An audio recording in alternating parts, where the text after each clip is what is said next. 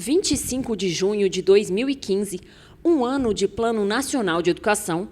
Na mesma data, estados e municípios tinham como meta aprovar seus planos de educação. De acordo com o portal Planejando a Próxima Década, 6 estados e 2.555 municípios sancionaram seus planos. Empoderar as equipes municipais foi uma estratégia que a gente lançou mão para que os municípios de fato tivessem seus planos elaborados. E outra, a elaboração desses planos municipais ele traz um elemento importantíssimo que é assegurar um momento da participação da sociedade civil por meio de audiência e de consultas públicas. Algo que é o fundamental, mais até do que ter a lei, é tê-la em discussão, é que ela emane de uma discussão na sociedade.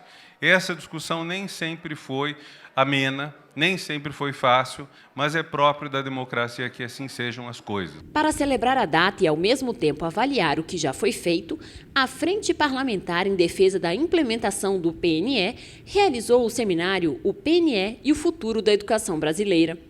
Para debater o assunto, foram convidados deputados, gestores, estudiosos e representantes do Ministério da Educação. E é por isso que é de fundamental importância, Yukusai, eventos como esse, para que nós possamos refletir se aquilo que está previsto na lei está sendo implementado. Ainda em junho, as entidades em defesa da educação manifestaram preocupação com alguns temas e prazos estabelecidos em lei.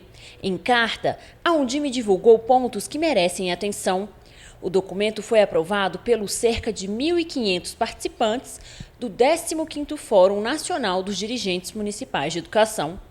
Entre os pontos de destaque estão a regulamentação do PNE e da Lei dos Royalties, a necessidade de se discutir e construir a Base Nacional Comum, a Lei de Responsabilidade Fiscal, a autonomia da gestão da educação municipal e o expressivo corte de 9,4 bilhões de reais no orçamento do Ministério da Educação.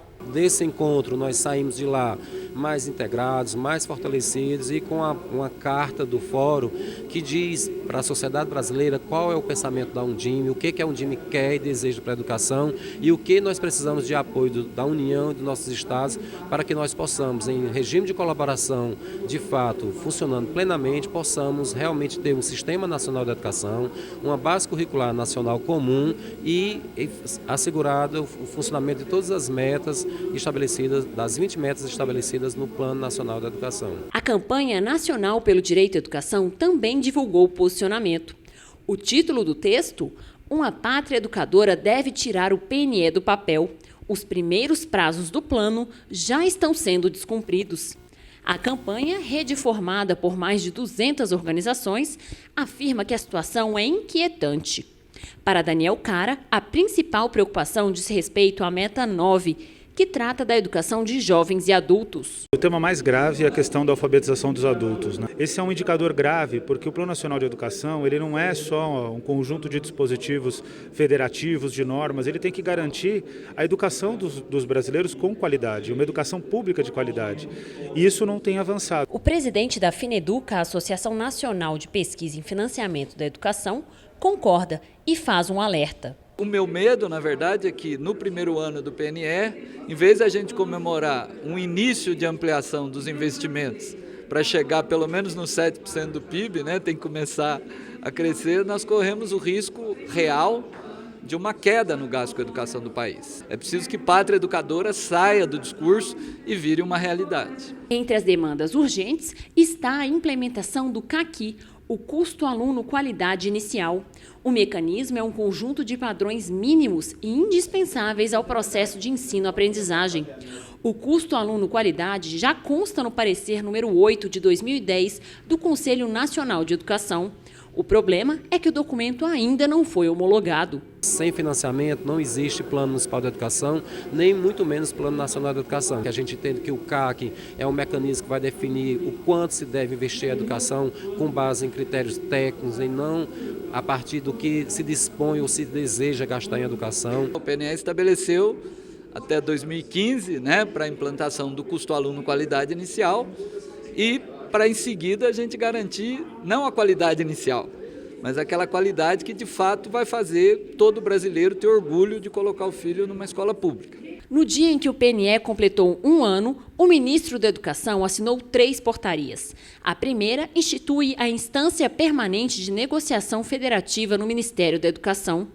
A ideia é fortalecer a articulação entre os sistemas de ensino para garantir as metas do PNE e a criação do Sistema Nacional de Educação. A segunda portaria constitui o Fórum Permanente para acompanhamento da atualização do valor do piso salarial para os profissionais do magistério.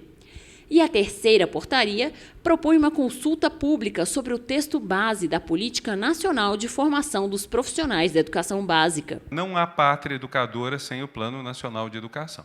O Plano Nacional de Educação, o PNE é a estrutura que a sociedade brasileira, discutindo durante anos, num projeto raro e admirável de democracia que vem da base e que engaja toda a população, é o projeto que a sociedade brasileira elegeu para aquilo que a mesma sociedade brasileira considera hoje a prioridade para o desenvolvimento econômico, social, cultural e humano da sociedade brasileira. No dia 6 de julho, 13 estados e 4.623 municípios já tinham sancionado seus planos de educação.